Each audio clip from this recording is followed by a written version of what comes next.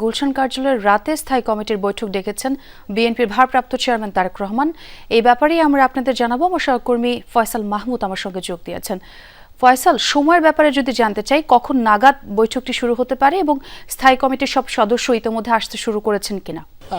ছোয়া বৈঠকটি মূলত রাত 9:30টার দিকে অনুষ্ঠিত হওয়ার কথা রয়েছে। আপনি যেমনটি বলছিলেন যে তারেক রহমানের মূলত আহ্বানেই এই বৈঠকটি জরুরি ভিত্তিতে তিনি আহ্বান করেছেন।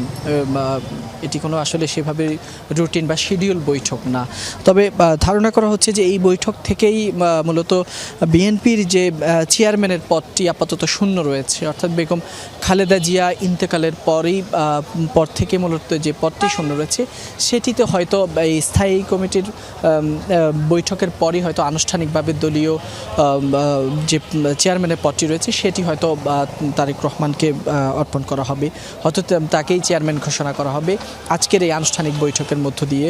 এর বাহিরে যেহেতু তারেক রহমান জরুরি ভিত্তিতে এই বৈঠক স্থায়ী কমিটির এই বৈঠকটি ডেকেছেন, সেই ক্ষেত্রে হয়তো আরও গুরুত্বপূর্ণ কোনো বিষয় থাকতে পারে, যেহেতু সামনে তিনি 3 দিনের সফরে তিনি ঢাকার বাইরে প্রথমবারের মতো যাচ্ছেন।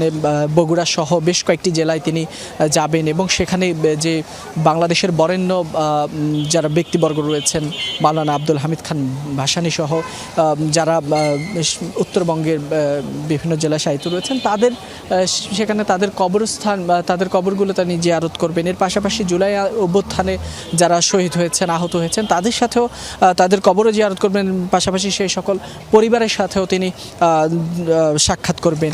তবে সে বিষয়টি নিয়ে হয়তো তিনি যখন ঢাকার বাইরে যাবেন সে সময় আসলে রাজনৈতিক নির্বাচনী যে আমেজ, সেই আমেজে আসলে সেই কয়েকদিন কিভাবে দল পরিচালিত হবে সেই সব বিষয়ে হয়তো পরিকল্পনা নিয়ে মূলত আজকের হয়তো এই স্থায়ী কমিটির বৈঠকে সেই সব বিষয়ে আলোচনা হতে পারে।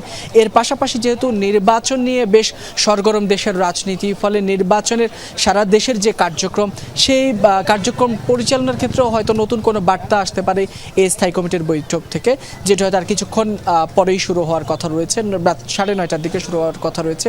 ইতিমধ্যে স্থায়ী কমিটির মেম্বাররাও আসা শুরু করেছেন। সেই আপডেটও আপনার কাছ থেকে জানবো। অনেক ধন্যবাদ।